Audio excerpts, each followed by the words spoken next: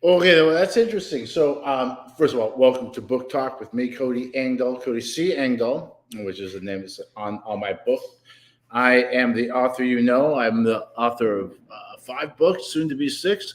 Planning on a lot more than that. This show is all about the journey. I never am presenting myself, or I try not to too much, although I could probably subconsciously I always put myself out as an expert at everything I'm talking about. But I'm a guy on the journey. I write books, I publish them, I market them, I sell them, and I've learned a lot of lessons along the way. I've had a lot of success. I've had a lot of made a lot of mistakes, and we're growing. So this is one of the things that I'm doing. First of all, I want to do this show about once a week, and I think I finally found a place that I can do it. So, if you don't know, I'm staying with my father right now, taking care of him in Florida, and he's actually getting a lot better, and he might get to the point where he's independent again, which I would love to see that. But he's out with his friends having drinks, which is great because it gives me a break. At a time, there just really wasn't a time for me to do the lives because. Uh, the only time I really have to really concentrate is early in the morning. So I get up at 5 and I go out in the night when it's nice and cool, and that's when I get most of my writing done. And then once my dad gets up, I have to take care of him quite a bit, and then run errands and do tasks. And then in between all that, I work on the marketing stuff and the business end of the stuff, and I'm practicing my fiddle and all that kind of stuff. So going live, it's not really practical to do it in the morning. And of course, once my father's up, there's really not a place to do it because if he's in here, it's just too hot for me to be outside. And I don't know. Anyway, Thursday night might be a winner, and I'm spending way too much time. So let's talk about my series. And first of all, you should. Why do we write? Why do authors write series? Well, the easy answer to that is because readers like to read series. I do, and I know it also depends on your genre. For example, I don't think horror books typically come in series. Sometimes the films do, but the films are always. There are some good horror sequels for sure, but a lot of times like a great horror movie comes out and maybe one or two good sequels, but it's just really reprocessing the same thing. But in historical fiction, series do really well. Good examples of that: Bernard Cornwell's Sharp, Richard Sharp series, C.S. Forrester's Horatio Hornblower series, things like that. And that was what I kind of wanted to do when I started writing my series, was come up with something much like Bernard Cornwell's um, Richard Sharp, and then start spitting out a bunch of novels that follows his adventures. But a lot has happened along the way, and things have changed, and uh, the direction of the series. I feel like it's hard to track the changes because I feel like a lot of things that I'm doing now or have done recently were in the plan very early on. It would probably be interesting, and I'm not going to do it, but to have some kind of journal so I know when I made a decision and changed something. I'll give you an example. When I wrote Rampage on the River, I wrote out a treatment, and I then went on to write the book and forgot that I wrote the treatment. And months, maybe even years after that book came out, when that years when did that come out, 22, I guess years.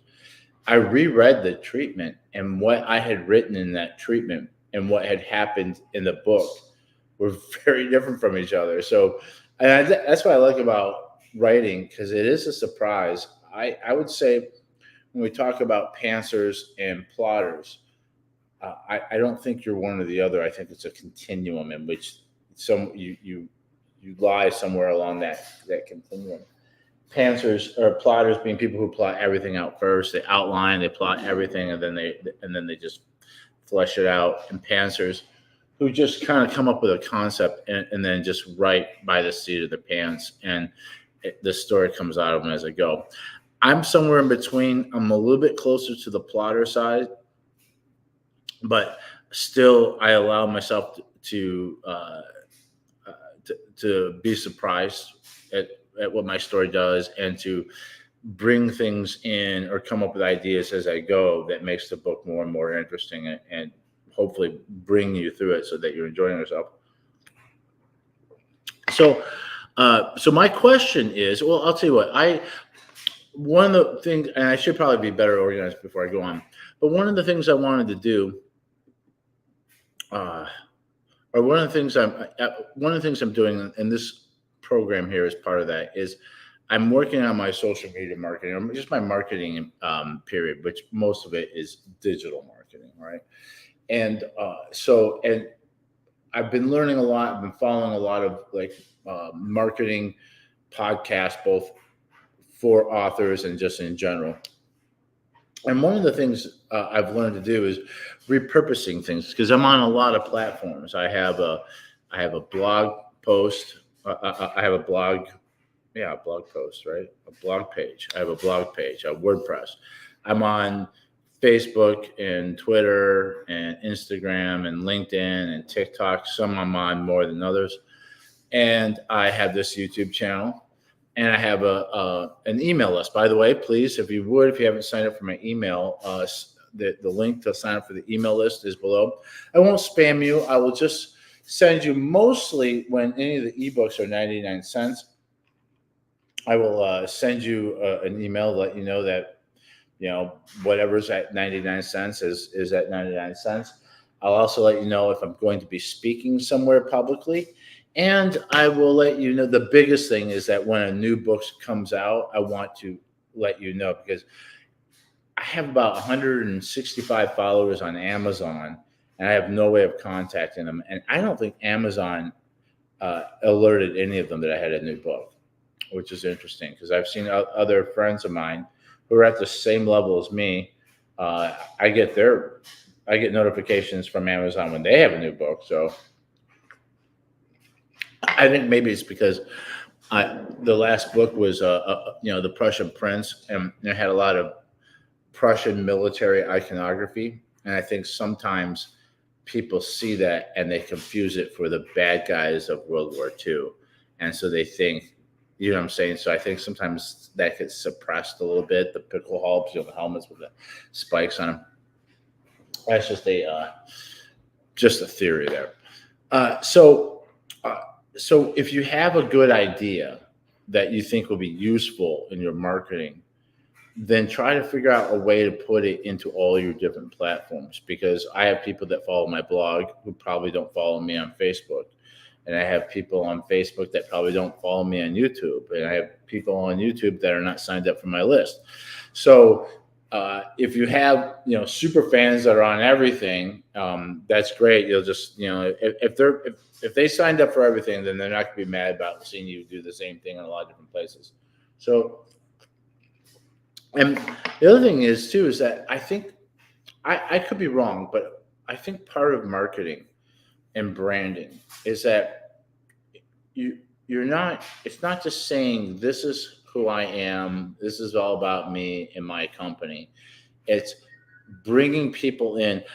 I gotta tell you, we're gonna hear that damn thing go off all night long, because you can't. I'm doing laundry, and modern appliances just don't do the job. They don't want to work. They want to beep and jingle at you and warn you of things that are stupid. Unlike the dryers we had, like when I was a kid in the 70s, you just put the stuff in, you turned it on, and then you took it out and it was done. This constantly, it wants your attention every 10 minutes. It drives me nuts, and it's 4 times more expensive. Okay, I'm done with my rant. Sorry, my tongue's swelling up again because Florida is just a big cloud of pollen, which I'm trying to navigate through. So anyway, but I want people to come on the ride with me. I want people to feel like they belong, because they do. It's an Engel House that I'm writing books for you. Did you hear that? It's gonna. I'm just gonna plug that fucking thing. Sorry. Um, and so I like sharing the journey. I like getting feedback. I love it when people take pictures of themselves with the book, and then I always ask them, "Can I use that?" A friend of mine, Magnus in Sweden, just did, and I was like, "This is great." I said, "Do you mind?" He's like, "Absolutely, no problem." So, first book ever sold in Sweden. If you hadn't noticed, my last name is Swedish. And so I put a little post out there about, after 163 years, Gustav Engdahl came to America and fought in the Civil War, settled in Nebraska. 163 years later, a book bearing his name arrives in Sweden. And that is going to drive me nuts. I'm just going to ignore it. I don't know if you can hear it or not, but I know what it is. It's the dryer, and there's something bigger than a T-shirt in it, so it wants you to constantly go in there and reposition things. No, just fucking dry the clothes, okay? And I'll deal with it when we're done. So anyway, I've had this question, and I was asking Laura, my girlfriend, my de facto wife, and I thought it was such an interesting question and discussion. I don't think she did, though. I bored to death with this stuff. That I was like, this will make a good. First of all, I really want to know. I really want the advice. And one of the things she says is, well, why don't you ask one of your big shot author friends? And I don't want to wear people out, so I put it out there. To if I put it out on my social media, I asked the question, and then which is, how should I organize and market my series? And I'll get into that in a minute, exactly what I mean and why I'm wondering about it. And I put it out as a post, and then I thought, this would actually make a pretty good blog post as well. So I wrote out a longer than usual blog, about 1,600 words, explaining the situation, explaining my concerns, and asking the questions. And then I put that out, and not only did I write it on my blog, but then I share my blog on most of my social media. And now we're doing it as a video. And by the way, when this is done, I'm going to go back to that blog entry and attach this video to it. So everything is interconnected. See what I'm saying? And just kind of homogenizing the whole process. And all I'm doing is, when you watch the Olympics and you see Coca-Cola, well, you know who Coca-Cola is. They don't need to tell you, but you just need to be reminded. You see the logo and you're like, oh yeah, I like Coca-Cola. I'll have one. Same thing, trying to stay in the people's consciousness. When you write novels, it takes for me, it takes around a year to write a novel and put it out. So you don't want people to forget you in between. So you want to keep them engaged. And that's why you have an email list. And that's why you do have a YouTube channel, and you have, friends on Facebook and Instagram and all those things. So anyway, let's talk about my question. And I won't read this to you because I think that will probably be laborious. But what I will do is I'm going to look at this. This is the blog post that I wrote here. And I'm very that didn't come out very well, actually. I would try to repurpose a graphic I made, and you have to do them almost specifically for the platform. So my question is, how should I organize and market my series? Okay, and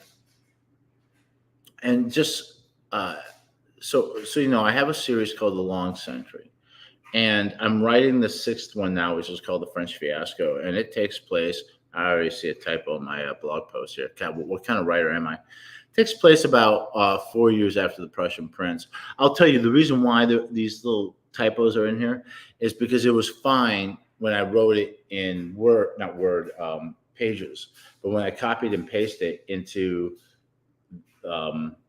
WordPress, it screwed up with the formatting, and I can see where some of the they've taken some of the spaces out between some of the words. We'll fix that later. I'm writing. Let's see. I'm writing my sixth book now. It's called The French Fiasco, and it takes place about 4 years after The Prussian Prince. And it's a direct sequel to The Prussian Prince. However, just like every single book I write, I'm writing it as if you have not read any of the books at all. So I say that over and over again.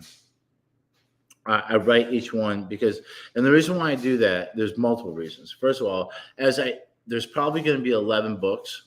And when book 11 comes out, I don't want people to say, well, I'm not going to buy that because I don't want to have to go back and read Rampage on the River, just so I can read, Carl's Last Stand, which is kind of the working title for book 11.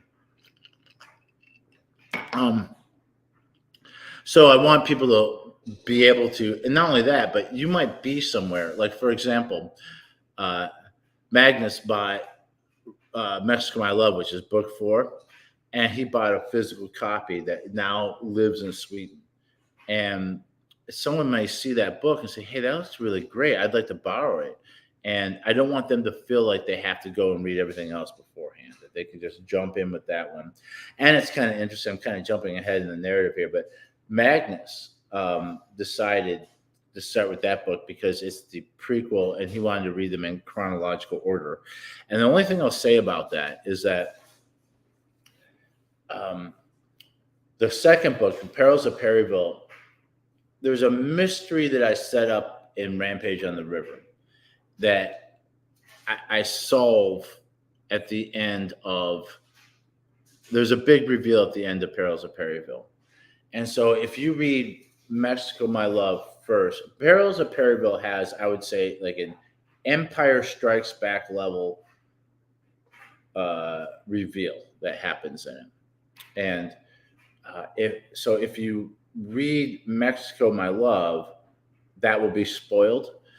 But like, I like in a lot of things to Star Wars in a lot of ways. First of all, if you've read my books, you'll see little Easter eggs there, little Star Wars references, even though my books take place in the 19th century.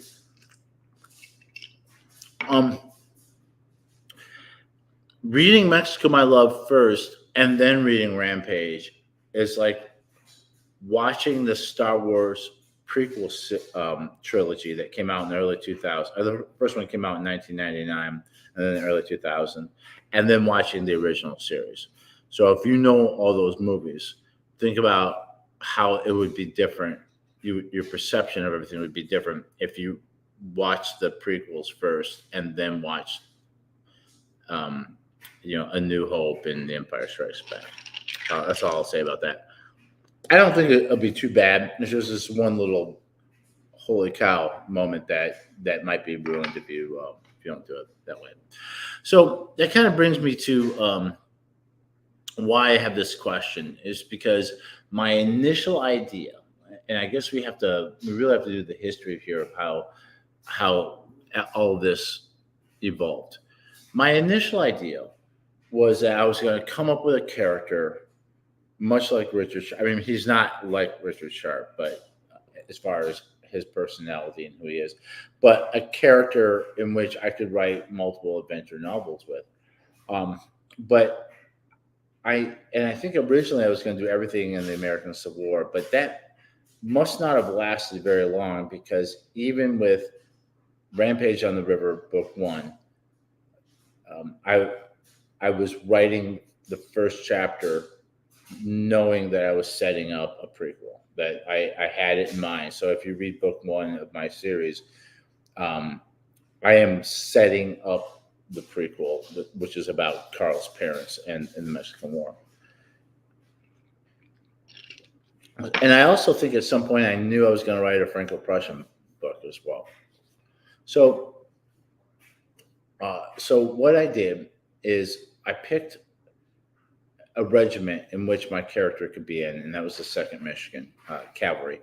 And then I looked at their trajectory through the war and saw that they were in multiple battles and skirmishes, as cavalry usually are, but they have 3 marquee battles. They have the Battle of Island Number 10, Perryville and Nashville. And so I said, okay, well, what I'll do is I'm going to break this series into a trilogy and then do the prequel. And so that's what I did. And the trilogy did very well. And then I did the prequel, Mexico My Love. And when I set that up in Amazon, because I published through Amazon KDP, I had the option of, first of all, I, made it part of the series, which at that time was called Second Michigan Cavalry Chronicles, because once again, my original idea was that all the books were going to feature the Second Michigan Cavalry, just like the Richard Sharp books feature the 95th Rifles. But that was already becoming a problem because by the time I got to the third book, the story had become so big that it really wasn't about the Second Michigan Cavalry. Now, they're in the book. They're definitely in the book, and they definitely play a role, but they're not they're not as big in the book as they are in the first two. I'll say that. So already that series title it kind of bound me to the Second Michigan, which I needed to be bigger than that. So when I wrote Mexico My Love, the first I made it part of the series, but I designated it as a prequel. And the problem that happened with that is that other than like the people who already knew me and were readers, it didn't sell. It didn't at first. It didn't sell. It turned out to be my best launch ever, but initially it didn't. Now, part of it was the timing. It came out right after Thanksgiving, which you would think, but people don't buy books for other people. They buy books for themselves typically, and they don't buy books for themselves during the Christmas season. So it's not really a great marketing plan to put your book out during the Christmas season, unless you're super famous and you know that people will buy it as a gift for other people, which I've had people do that. I've had people buy, when I've been at some of the shows where I sell books in person, I've had people buy my whole series and have me sign it for somebody else because they're going to give it to them as a gift for Christmas or anniversary or birthday. So I thought long and hard about it. And the one thing about the Mexico My Love is that it has a what do you call it? A prologue. And it's Claudette in the time that Blood for Blood at Nashville is happening. And she's leaving Detroit. She's Carl's mother. She's leaving Detroit to go to Germany. And she decides to sit down and write, because there's a little bit of a mystery of who Carl's father was that's set up in the trilogy. And that gets revealed at the, I don't want to say too much. And so she starts writing this letter, and then we flash back to 1838. And so the idea is, I don't write it in first person, but the idea is that Mexico My Love is her letter to her son explaining the story about his father. I got to make another drink. I'm not going to get through this unless I'm drunk. Explains the story about how she met his father, they fell in love with each other, ran away, and she ends up losing him in the Mexican War. And so it really does. I mean, I can see. I felt confident in telling Magnus that, yeah, absolutely. You can start with Mexico My Love, and I'd be curious to know your experience about starting with that, as opposed to starting with the Civil War trilogy. And my drink is kind of a science experiment, and so it wasn't selling very well. And the reason why is because on the landing pages of the first three books, like the first three books, you go to any of those three books and it would show you the other three. It would say, this is part of this series, this is book one, this is book two, this is book three. And so, but but the prequel wasn't showing up on the landing page of the individual books. It wasn't showing that there was a book. It wasn't showing there was a fourth book. And that was also the case when I went to the landing page for the series itself, because each book has its landing page and the series has a landing page. So they would have the three main sequence books together, and then they had the prequel somewhere else. And I said, okay, this isn't going to work. I mean, even though technically it is a prequel, it does belong as being, you can read them in any order you want, but the best way to read it is to read Rampage, Perils, Blood, and then Mexico. So I went back in there, and I made Mexico My Love. I took it out of being a prequel and I made it book 4. And so, and once I did that, and you have to wait like up to 72 hours because every change you make, Amazon has to go through it and decide if they agree or not. And if they approve, then it's okay. So Amazon approved of that. And but the problem is that it was book 4 of the Second Michigan Cavalry Chronicles. Well, the Second Michigan Cavalry was created because of the Civil War, and they were what do you call it? They were born and they ended with the Civil War. So they were they didn't exist before, and they didn't exist after. They were created, and their entire career is American Civil War, and then the Second Michigan Cavalry only lives in our hearts. And I consider myself an honorary member of the Second Michigan Cavalry. So it didn't make sense to have a book that's about the Mexican-American War, and have the Second Michigan Cavalry be the marquee, be in the series title. So I'm like, okay, I got to fix this because I mean, already Blood for Blood, there wasn't really enough Second Michigan to truly make a Second Michigan Cavalry Chronicle book, but I left it there anyway. So I decided, okay, we need to change the name of the series. So I went back in and I was like, okay, well, I don't want to like reinvent the wheel, because I know that, I'm trying, part of branding is consistency. So if you're constantly changing the name of your product, you're not getting any traction. So I said, okay, well, let's keep what we can and get rid of the rest. So I'm calling it the Cavalry Chronicles. And that made sense because Diego, who is one of the protagonists in that book, is a cavalryman. He's a Mexican lancer. And so I got to take some Advil because my throat's collapsing on me. I can barely talk. My tongue swells up. It's just the allergies. Florida is just a big puddle of pollen. So look at me. I'm doing drugs, drinking live.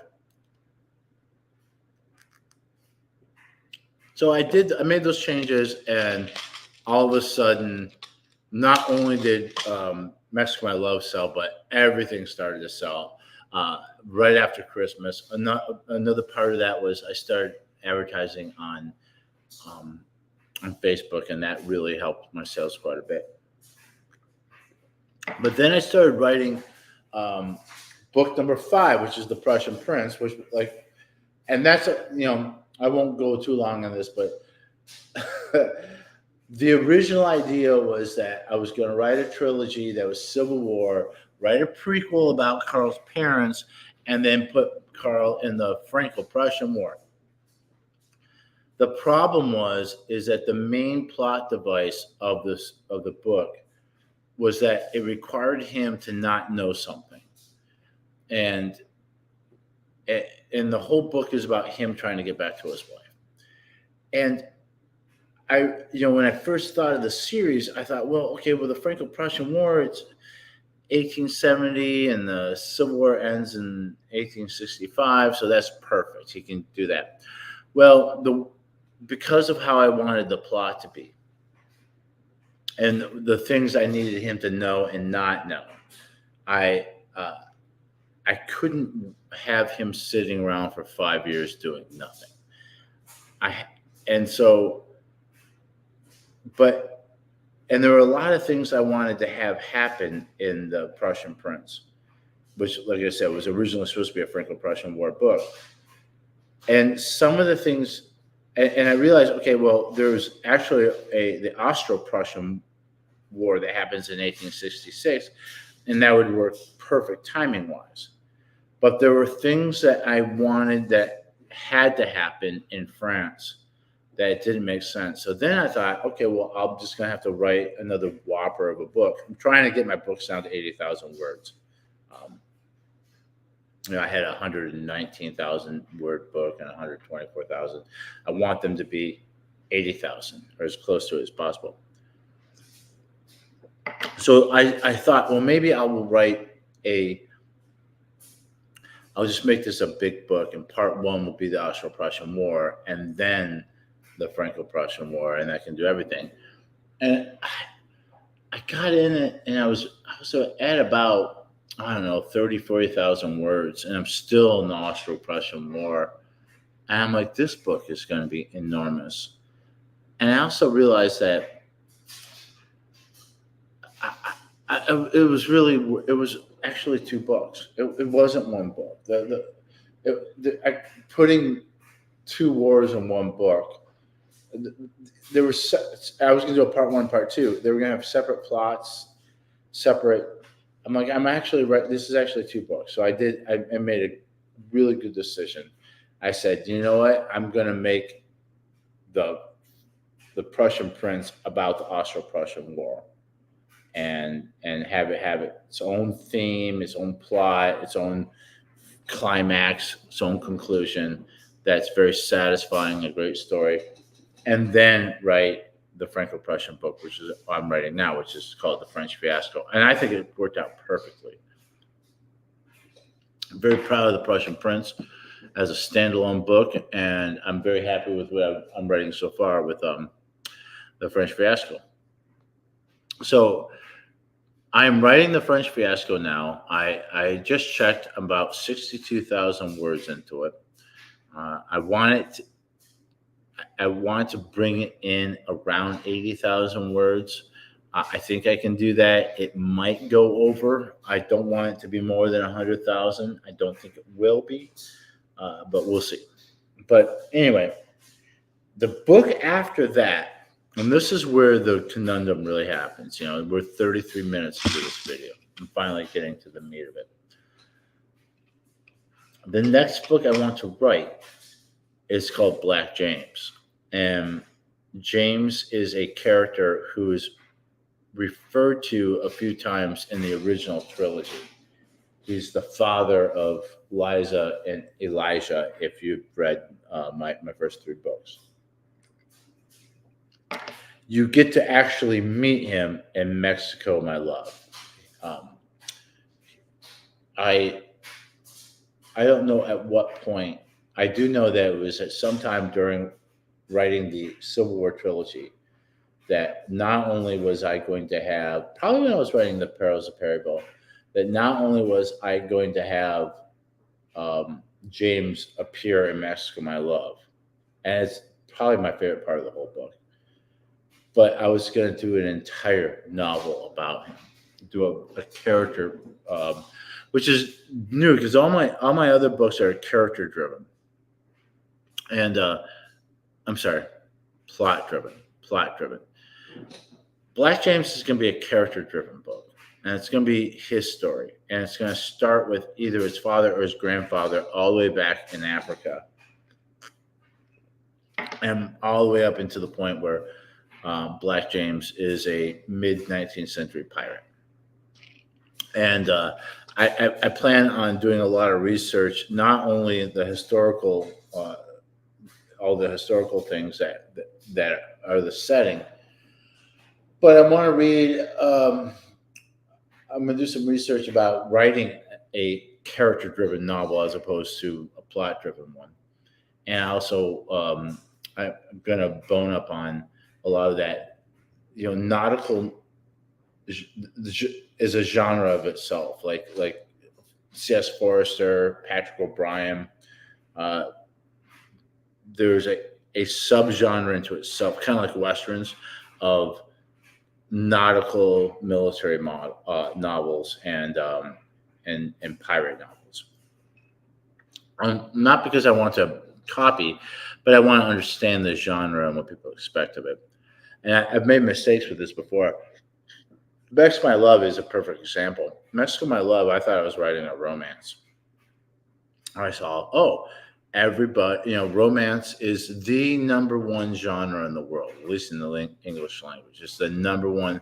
There are more romance novels sold than any other genre out there. So I was like, okay, well, I'm going to write my own romance novel. It'll be great, and I'll bring in those readers. Well, I realized that I didn't know what a romance novel was. So Mexico My Love is a love story. It's a love story, but it's not a romance novel. And the difference is that romance novels, if you're true to the genre, have to have a happy ending. That's the key. It has to have, and then there's a gazillion subgenres and tropes of romance novels. But it's not, if it's not a happy ending, it's not a romance novel. It can be a love story, and that's what Mexico My Love is. I'm not spoiling anything because it says right on the cover, a swashbuckling adventure and a tragic love story.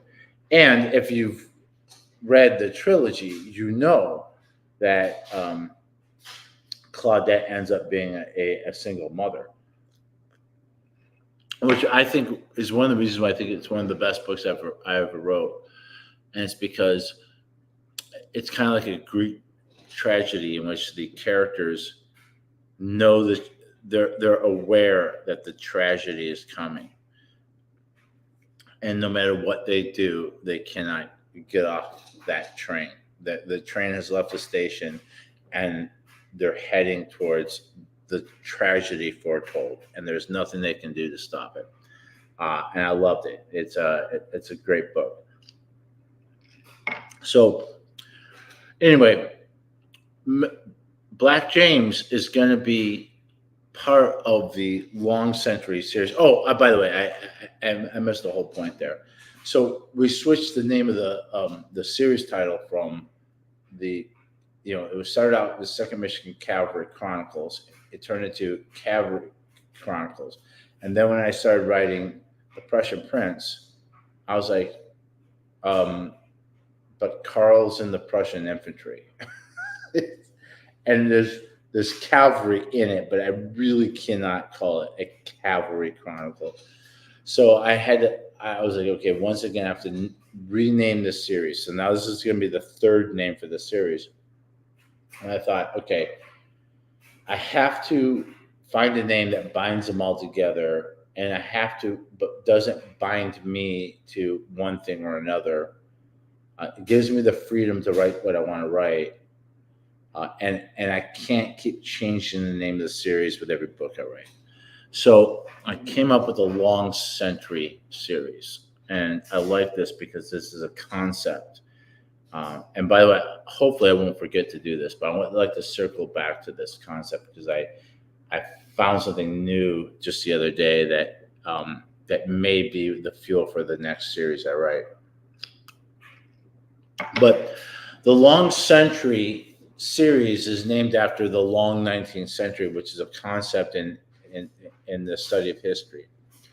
And basically the concept is that, when we talk about the 19th century, we're talking about 1801 to 1900 is considered the 19th century. And, but as you know, like historical events and eras and ages don't, adhere perfectly to dates, right? They start earlier and they end later. They're not perfectly encapsulated. And so the idea of the long 19th century is that really the 19th century starts with the French Revolution and ends with World War One, because the French Revolution was really like the end of, well, see, I mean, the Middle Ages were over, but it was really the end of that whole medieval way of governing and thinking. And in the revolution, things like capitalism and socialism and communism and authoritarianism and nationalism, all those seeds were planted.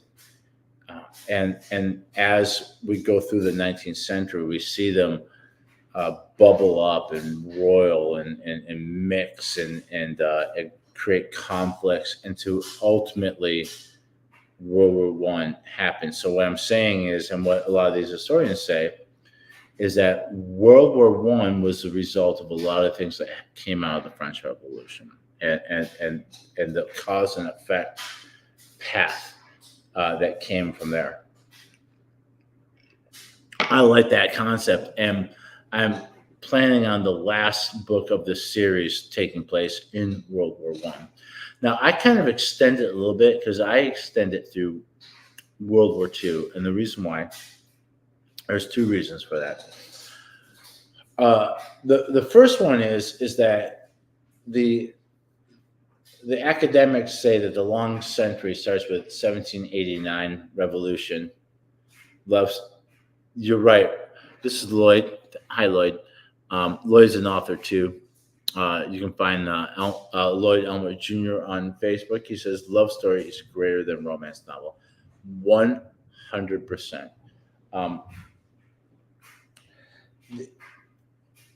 The academics will say that the long 19th century starts in 1789 with the French Revolution and ends at the beginning of World War One. Well, I mostly agree, but I also say, but World War One, all of it is a result of the long 19th century. So the long 19th century must include World War One.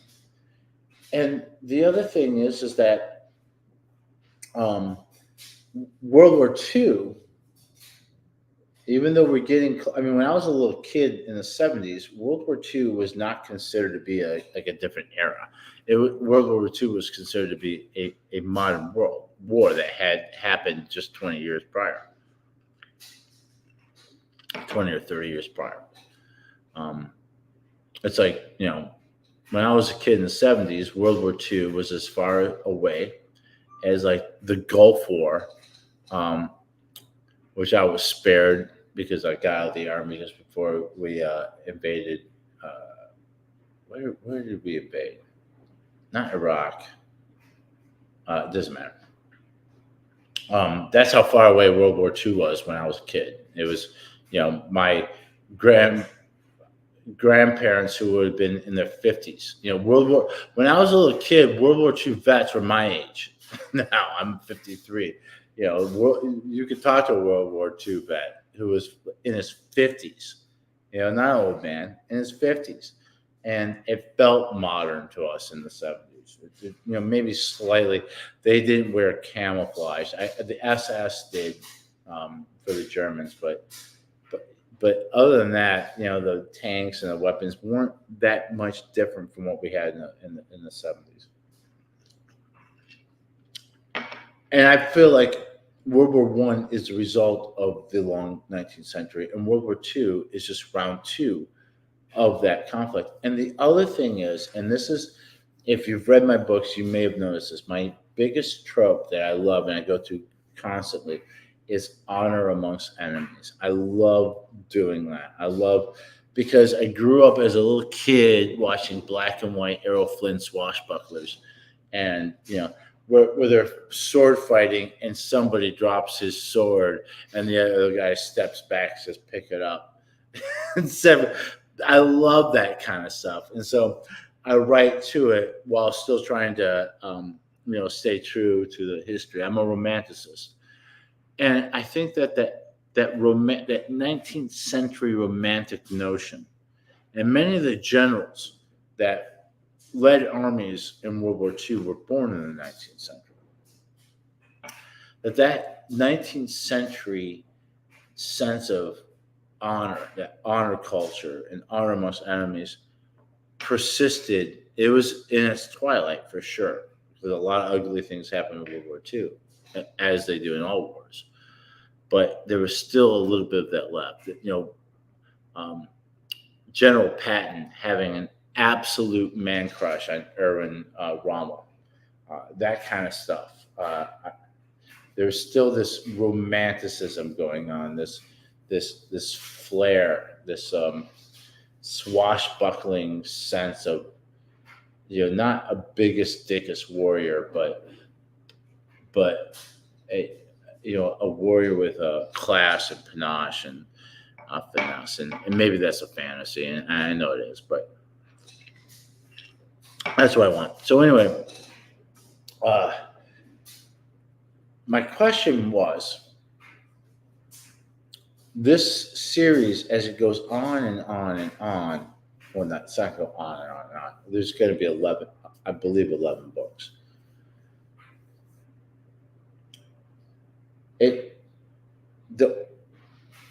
I wonder if at some point that if I go too far into a series, am I going to start losing people? For example, the first 3 books are American Civil War, and the American Civil War has its own audience.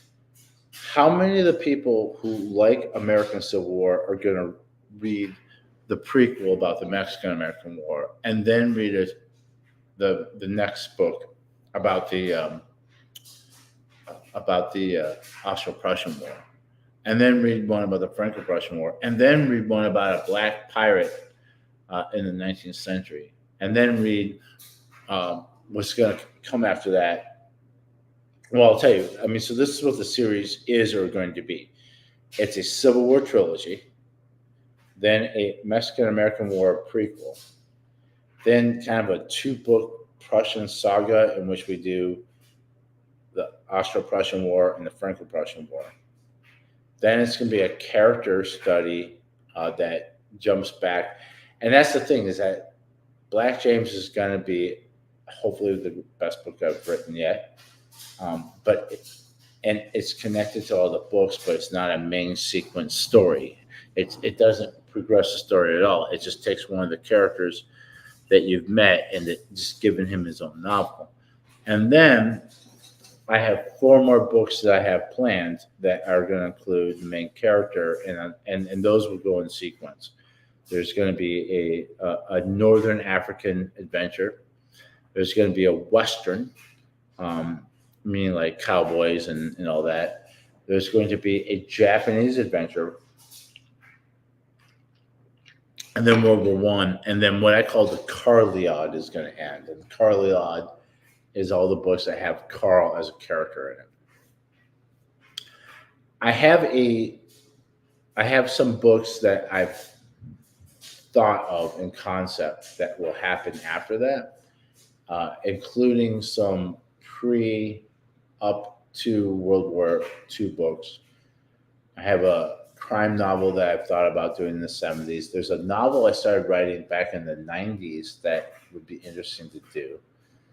But after that, I think it might be new series or standalone books. I have an American Revolutionary book, Haitian Revolution book. In fact, I had an epiphany about my Haitian Revolution book, and I wrote down some notes because that book I really want to do. And then I have some ideas. I have a Napoleonic War series I might start. I also have a series that I want to start in the 1400s.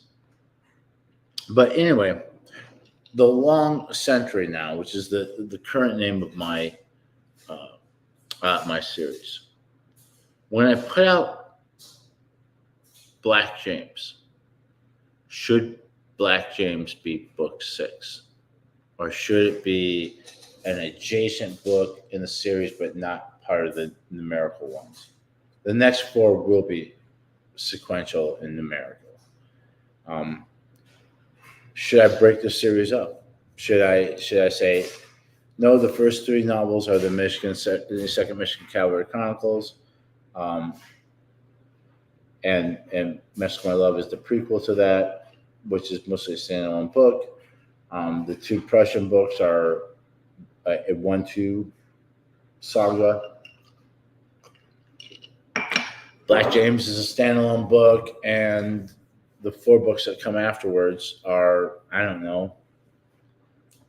I guess I would say the main sequence would be the trilogy, the 2 Prussian books, and the 4 books that come after Black James. So, and the reason why I ask this is that it doesn't seem like it makes that big of a deal what you do, but you want to keep people reading, but you also don't want to take people places they don't want to go. And so, am I putting too many things into the same series? Should this be broken up, or should I just keep trucking the way I'm going? So here are the options.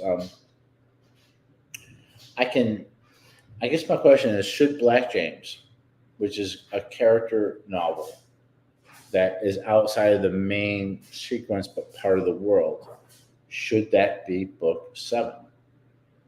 Or should that be a standalone that's connected to?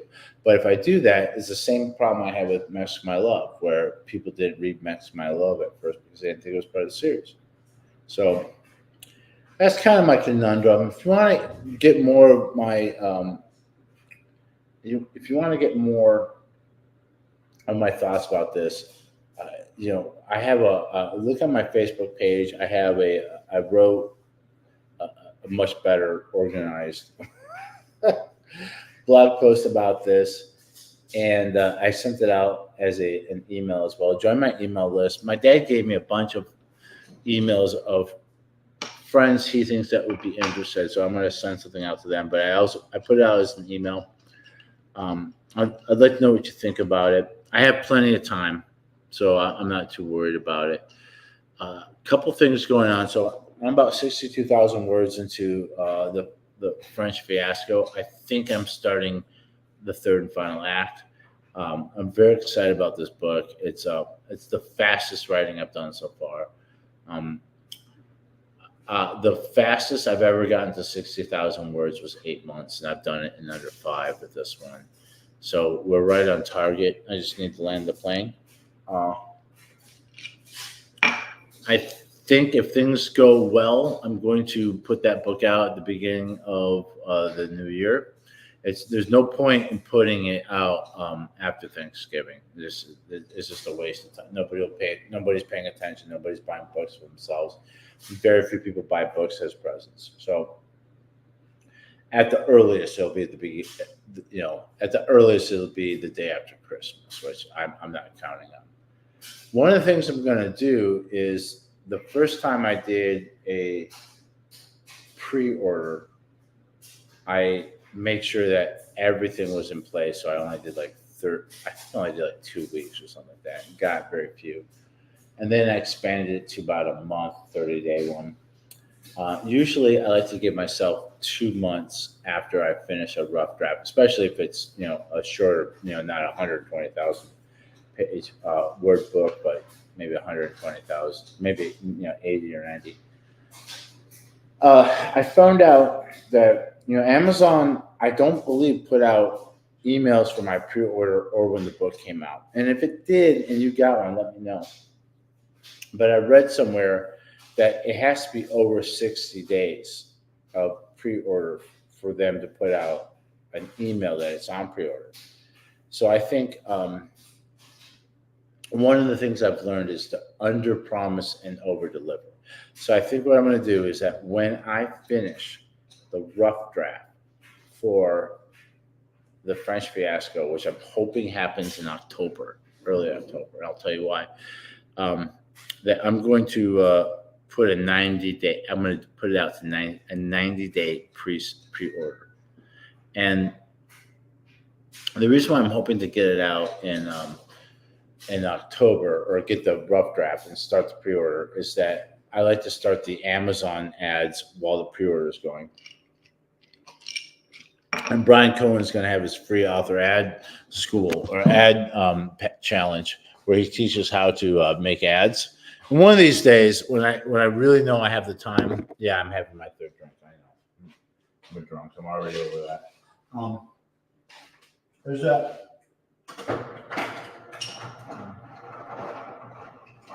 thing's a fucking booby trap, man.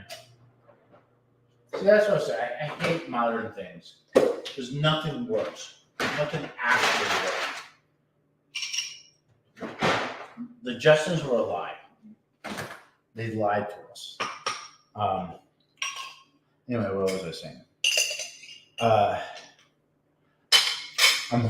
He's going to have another 5-day free author ad challenge, and I like to use that to like build my ads because I always like advertise book one. Book one's always being advertised on Amazon, and then the latest book, I think I advertise for the first 5 months that's out, and then I only advertise, and then the only other books I advertise on Amazon are any of the ones that are currently on a 99 cent or 99 pence in the UK. And by the way, a lot of times, especially just like last month, a lot of times I make more money in the UK than I do in the US. So I'd like to have the rough draft done in October. Of course, being an independent where I don't have a publishing house beating me down with deadlines, but I also have to be self-disciplined. So we're looking at October to get the. What would be great is if I could finish the rough draft in October, put a 90-day pre-order so that Amazon will send out an email to people to get them into the pre-order. I spend 3 months editing it. And the way that I write, that editing should not take more than that because I do a lot of editing along the way. I go back and I edit every chapter when I finish it, an initial edit. And I also like,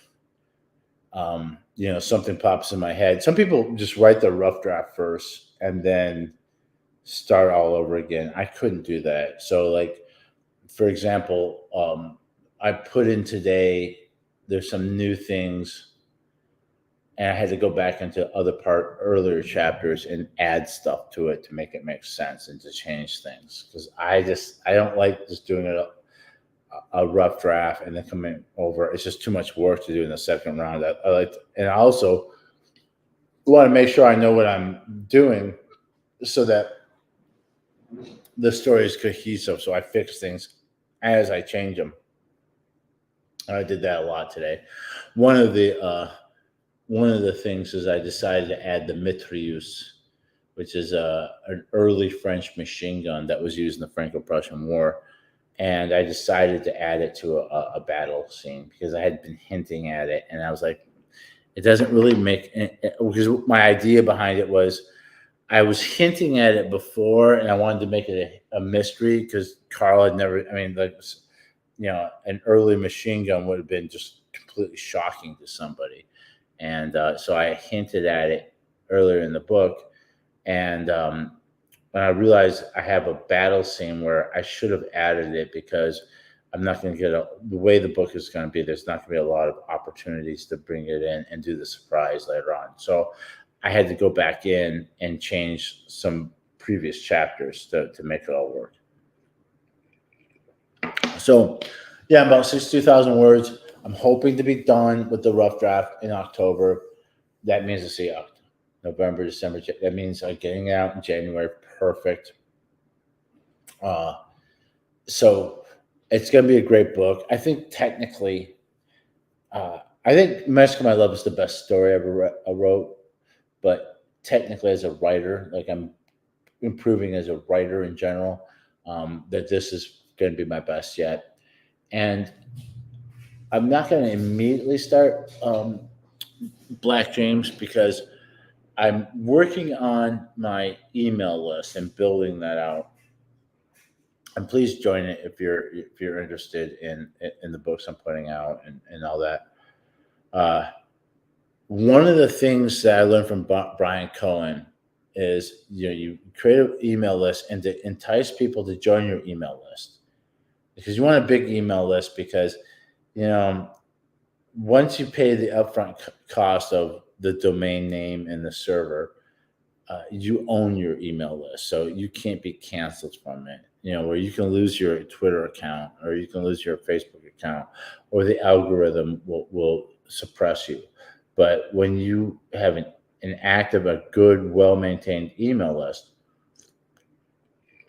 see free advertising, and you can mail your email list and say, "I got a new book coming out," and try to boost your pre-sales and your orders. So I'm working on that. And one of the things that he says is that to entice people to join your email list, you should offer a free novella or short story that is exclusive for your email list. And I'm like, oh fuck, I gotta do that too. There's so many things. I just feel like when you become a writer, you basically have given yourself homework for the rest of your life. That's what being a writer is like. And so to do something something between 2,000 to 20,000 words, I think it should be. And not only that, but this short story or novella should fit in the series. It should give the reader some insight into a character or something, explain it more, so that has meaning. And it should fit in the series. Like, for example, I write military action adventure, so it can't be a romance. It's got to be, which was my first idea. It has to have those elements that are in your books that people love. So I thought, okay, well, what would I do? And Rampage on the River. There's a in the first chapter. There's a duel between Carl and Klaus, because Carl kissed Klaus's sister at the ball. And I thought, well, okay, I could do that, and just tell that story. But the problem is that all my books are about war and violence and action and adventure, and doing a simple romance thing, there wasn't enough meat there. And I thought it through, and one of my favorite characters who's in the trilogy is Chester E. Newman, who is roughly based off of real. When I mean roughly, I only know his name and a brief description from a memoir. There was a real Captain Chester E. Newman of H Company, and my version of him is total bullshit. I'm just using the name. And the man who actually saw him said he had a magnificent hat. So I thought, okay, Chester is a guy who's flashy, flamboyant, and I love him. He's one of my favorite characters in the trilogy. And I'm also going to bring him back in book 8. So I thought, and in Rampage on the River, I won't give too much away, but Chester E. Newman is building, wants to be a captain in this new regiment. And so he's trying to, back then, if you could enlist enough men, you could get your captain's bar and be a captain. And so, and in Rampage on the River, Chester is a sheriff's deputy. He's a law enforcement man.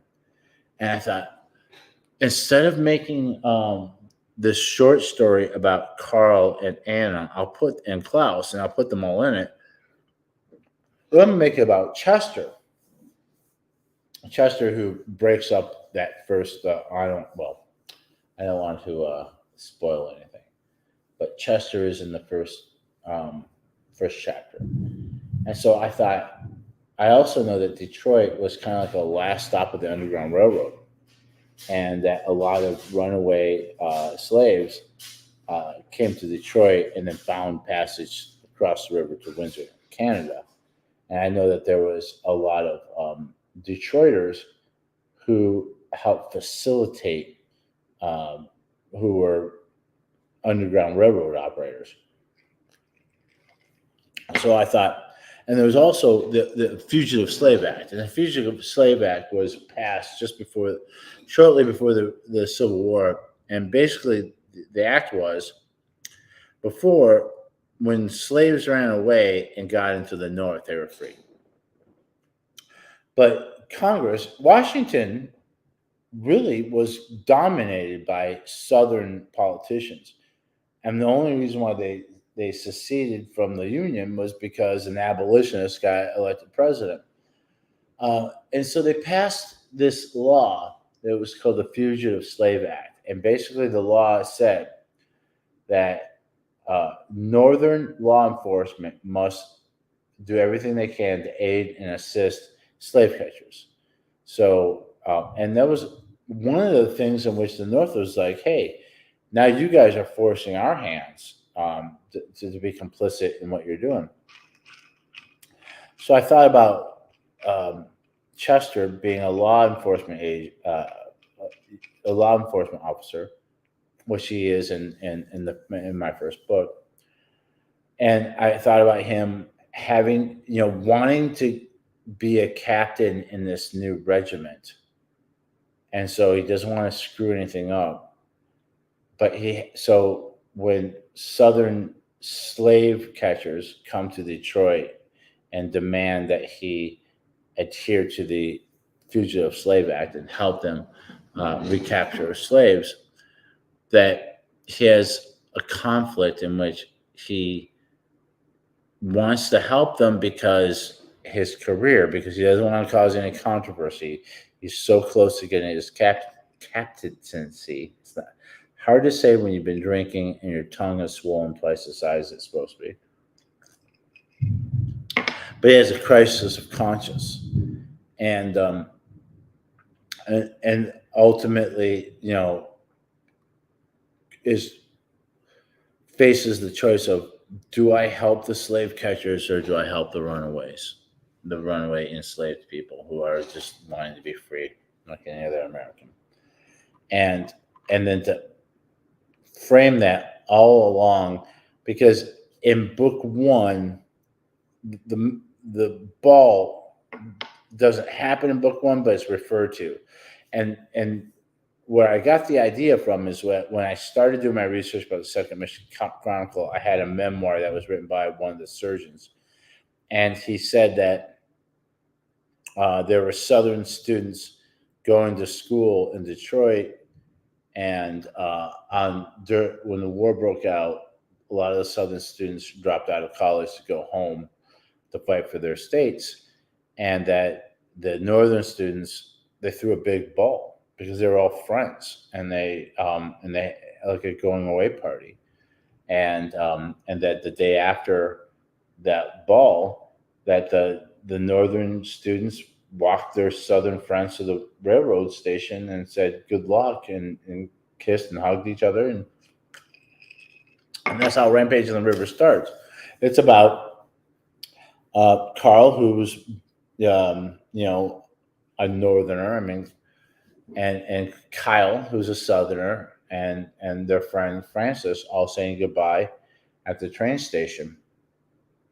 And then once Kyle leaves, Klaus shows up, who's a German immigrant who is angry at Carl because Carl kissed his sister at the ball the night before. That's my dad. So I'm going to get off because it'll be really awkward. So I love you guys. If you have an author that you like, please give them a 5-star review. And I will see you next week, probably the same time. And in the meantime, if you want to learn more, check out that blog post I put and join my email list. It's written down below. And please give me a like and any comments. I truly do want to hear what you think. All right. Bye-bye.